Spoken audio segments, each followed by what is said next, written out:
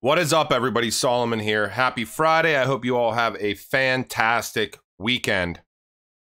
This video is about confirmation of where we all know this space is going. This video is going to be hypey, but it's not going to be hypey towards any one digital asset in particular. It is going to be hypey about the space in general. So, if you see any crypto scam ads on this video, please do not participate.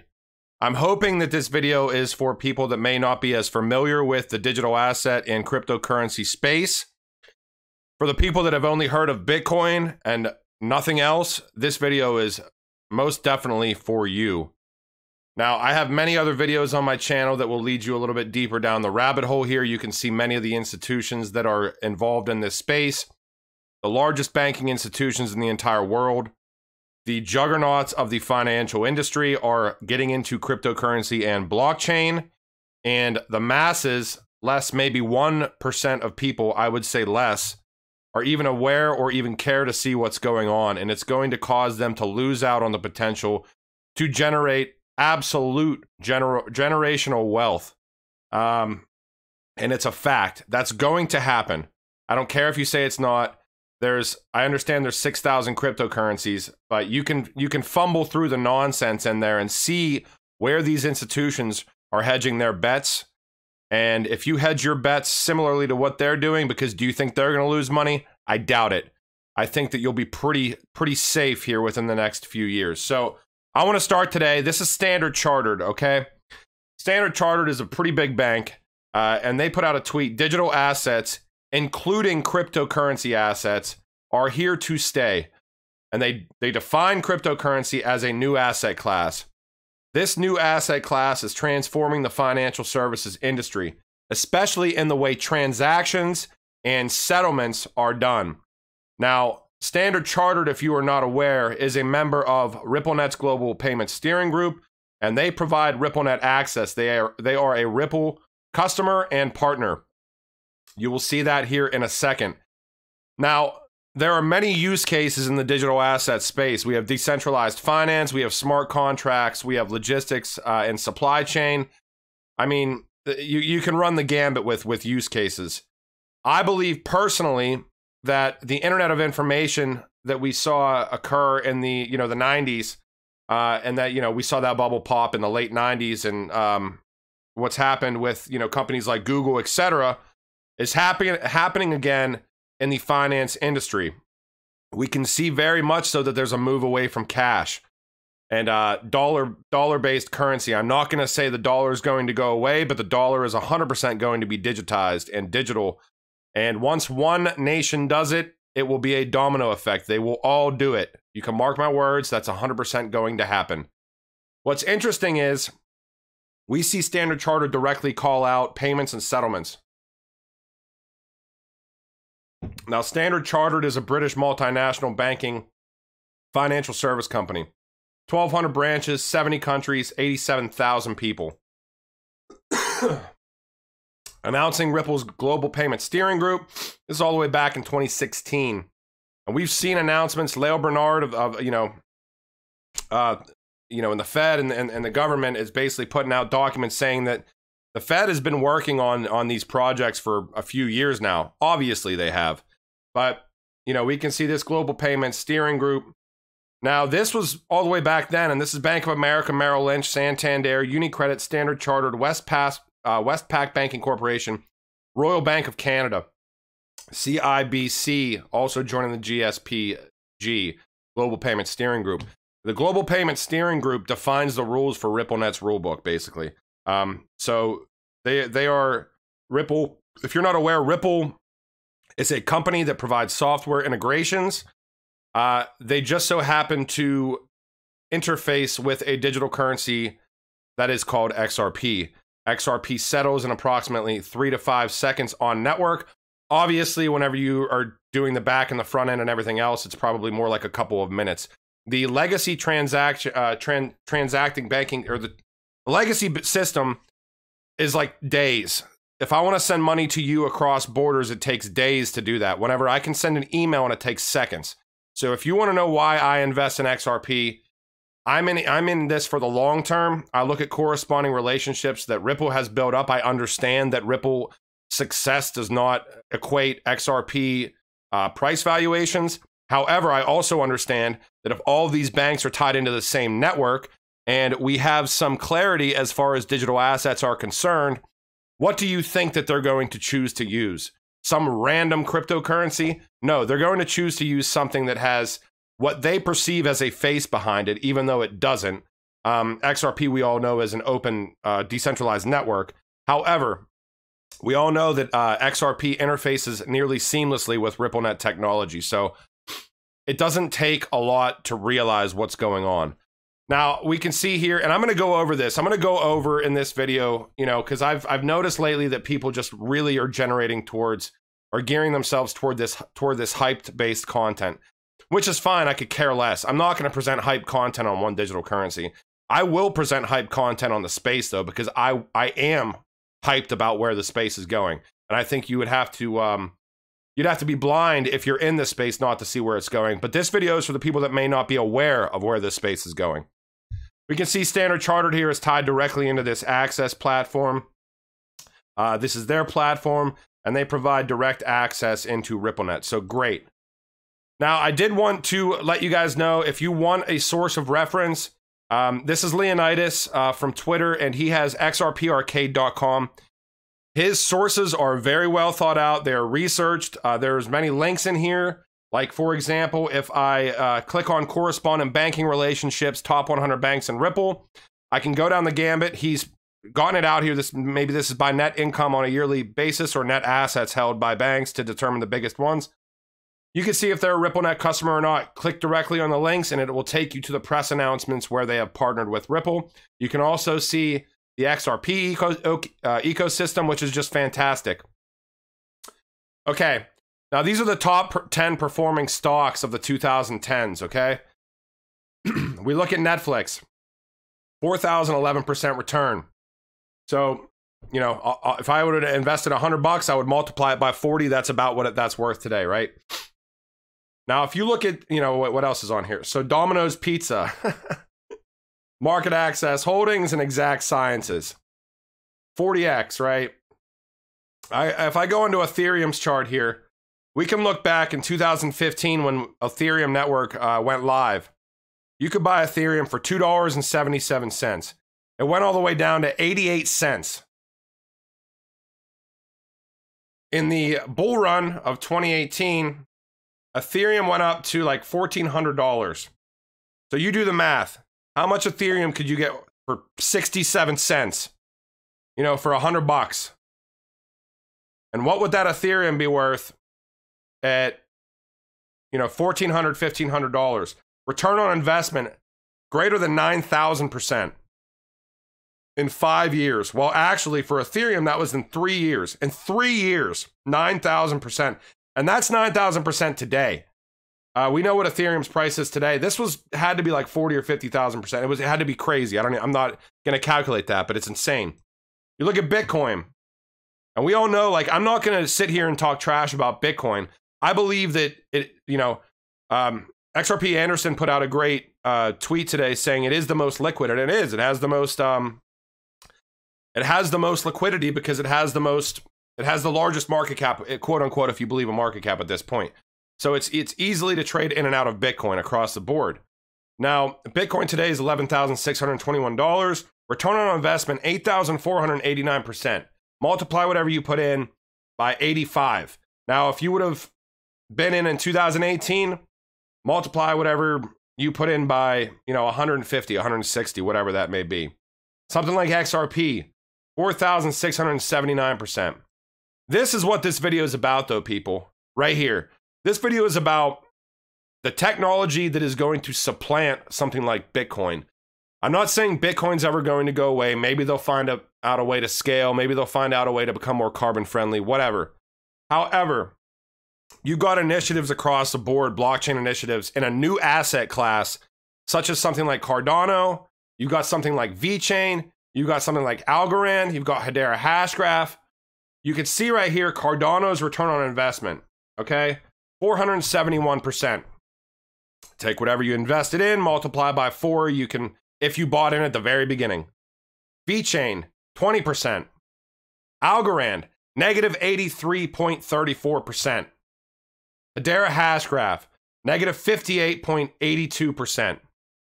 Now, if these technologies do the same thing as Bitcoin did from 2009 to 2018, what do you think you can gain here from a financial standpoint? If you choose, you do your research, you pick the correct digital assets to invest in. Because I can guarantee you the ones that succeed are not going to be negative 58% in 5 years.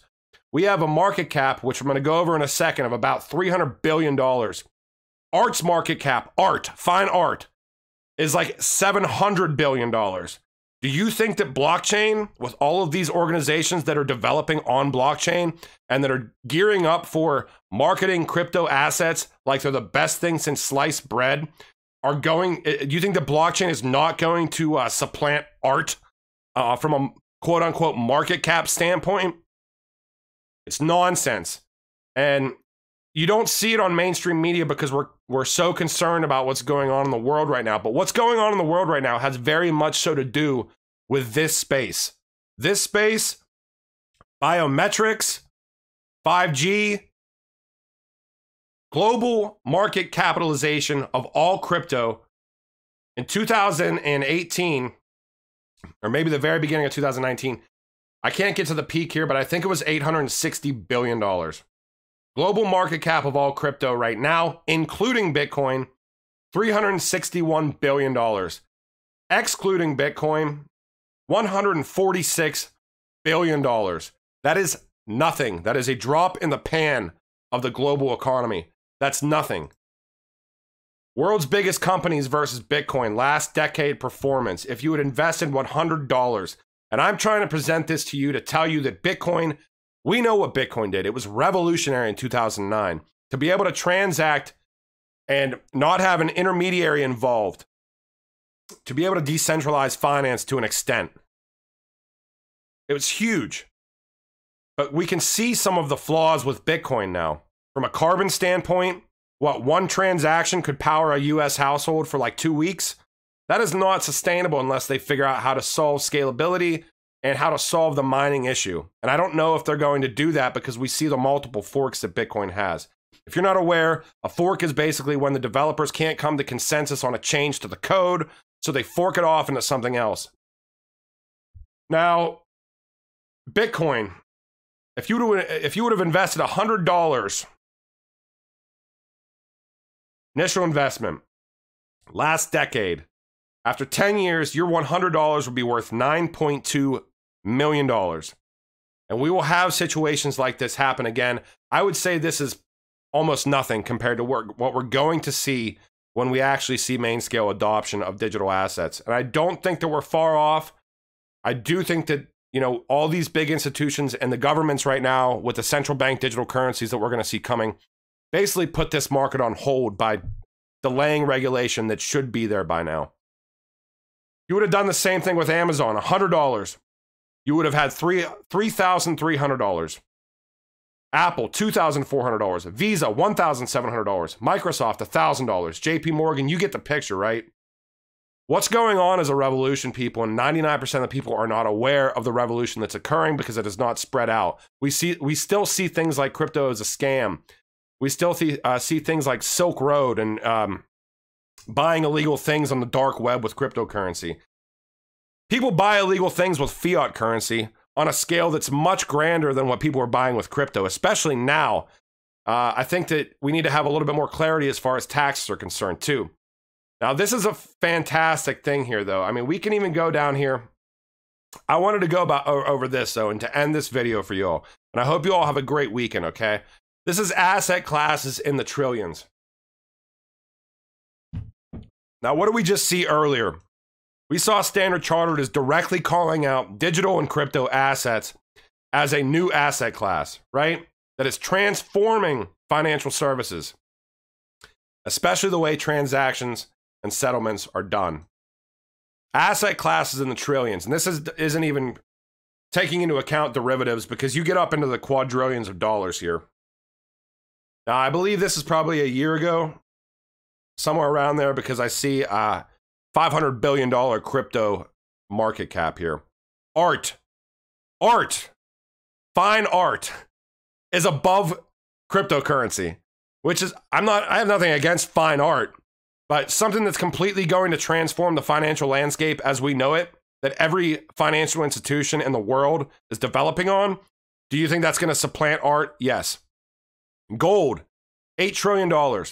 I believe very strongly that the entire market cap of all crypto is definitely going to supplant gold. Stock market, 73 trillion. Money in circulation, 90 trillion. Global debt, 215 trillion. Real estate, 217 trillion.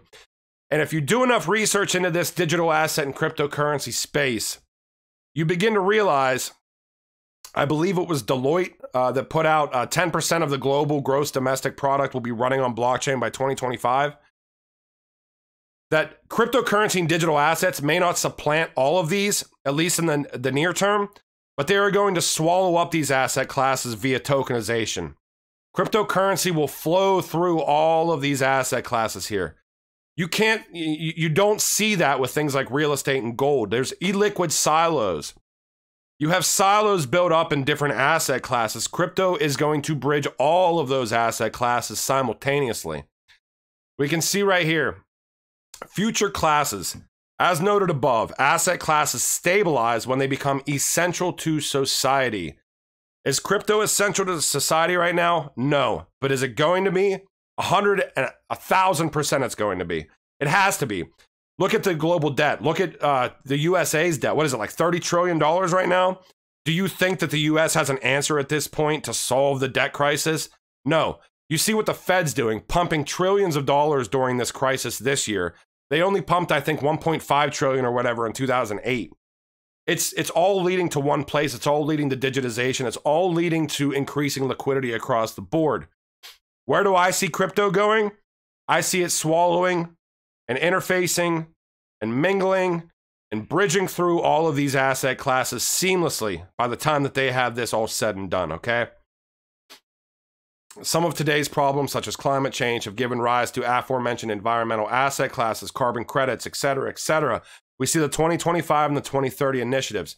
Human society is riddled with problems, poverty, hunger, violence. We can see Ripple's initiatives, for one example, in the blockchain space, trying to bank the unbanked, tie them into the system. Say what you want. I know where that ends, and that's probably with control. But initially, you need everybody tied into the system to make it work. The new system. I'm not talking quantum financial system or whatever is the hype thing going on across the board right now. I'm not even saying that that's not real.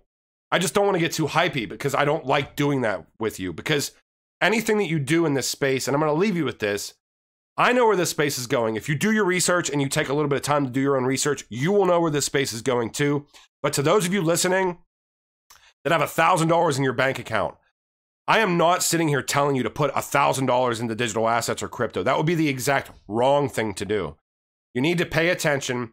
You need to try to figure out what you could potentially look into that you believe in, that you see where it's going. Decide on your own if you want to make an investment in it. And when you make that investment, you better be sure that you are willing to lose all of it, because there is risk in any investment that you ever make. But I'm here for you guys, man. Like, I see where this is going. I understand the frustration with the prices. I understand the gearing towards the hype-based content, because I get that way sometimes too. I mean, it's human nature. We want confirmation bias. We want to see that what we believe in, what we put our money into, is going to go where we want it to go. It is going to go where we want it to go, but people need to be patient. The space is definitely going to go where we want it to go. So I'm all for diversity in this space, and I'm all for being transparent and open with you. You guys all know that I call a spade a spade. I always have, I always will. And I just wanted to tell you my 2 cents on where this space goes. I hope this video was somewhat valuable for you. Again, don't invest in scam videos. Don't invest more than you can afford to lose. Please, if you are new to this space, do a little bit of research. Dig into some of my videos. Dig into some other videos that don't seem hypey to you, because the non-hypey videos are going to tell you where this space is going just as much as the hypey ones are. The only difference is the hypey ones may cause you to lose money, more money than you're willing to lose in the near term. Hope you guys all have a great evening, And if there is news or if I want to make a video tomorrow, I will do so. All right, later.